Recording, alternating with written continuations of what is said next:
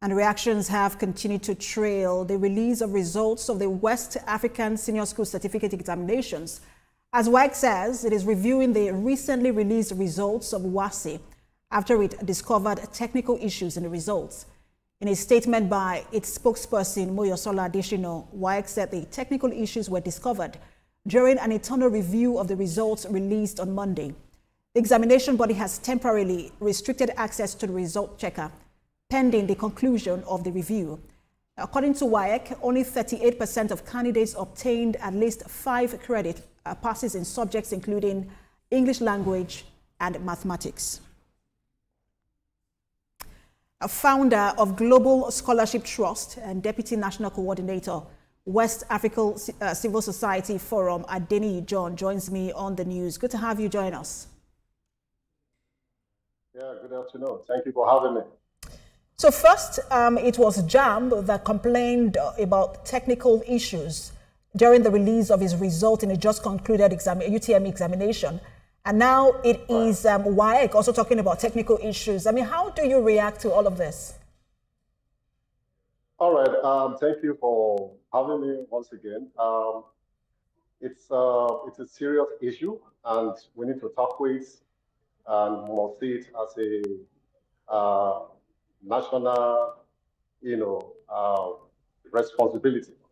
So it is unacceptable for us to keep having this back and forth issue as national exams like JAMB and WAEC. We need to sit tight and ensure that the necessary infrastructures, necessary internal procedures at all levels are put in place. So there are a lot of issues. There are key issues, affecting this problem we are facing. For example, the issue of literacy and numeracy skills, for students, from the primary school to junior secondary school is a serious issue.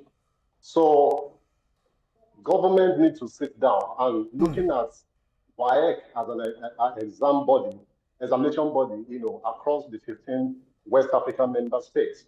Nigeria needs to show that leadership, by ensuring that anything that has to do with Nigeria, we follow necessary procedure to be able to implement these procedures and juxtapose it with international best practices. For the students, lack of adequate preparation, result to some of this failure that we had in the recent recently released WAEC results. So lack of adequate preparation, shallow coverage of syllabus, by teachers. Maybe probably because some of our teachers are not qualified. They are not qualified.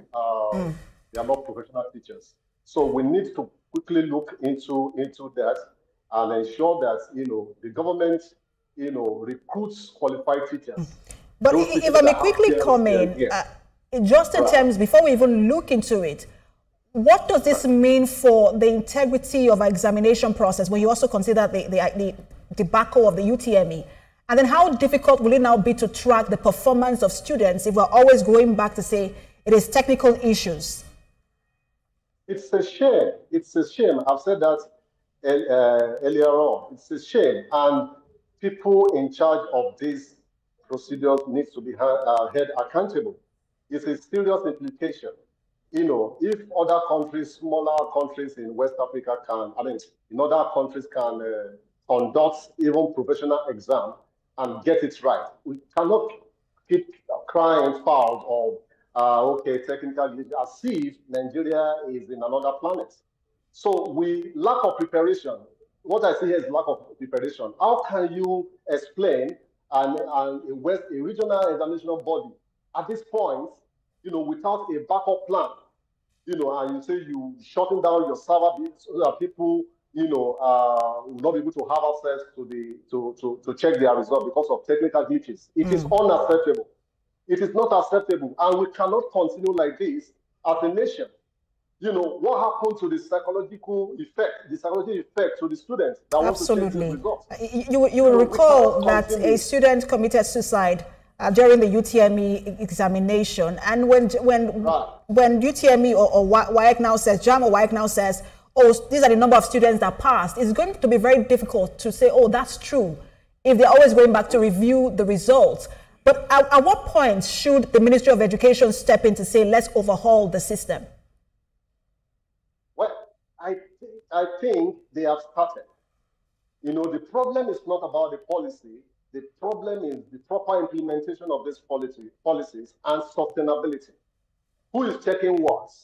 The people are the quality assurance and quality control. Who is monitoring what? You know, there are all other KPIs that need to be put in place to ensure that those responsible to overhaul this thing do the right thing and report to appropriate quarter.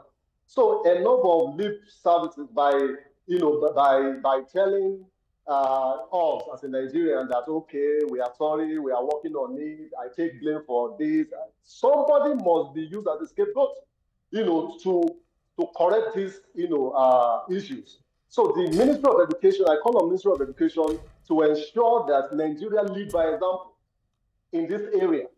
If we call ourselves a West African country, you know, we're giant of Africa, for example, you know, how do we now explain that certain issues that are happening in our country? For example, you know, during the exam, we had some students writing the exam around 7, 8 o'clock.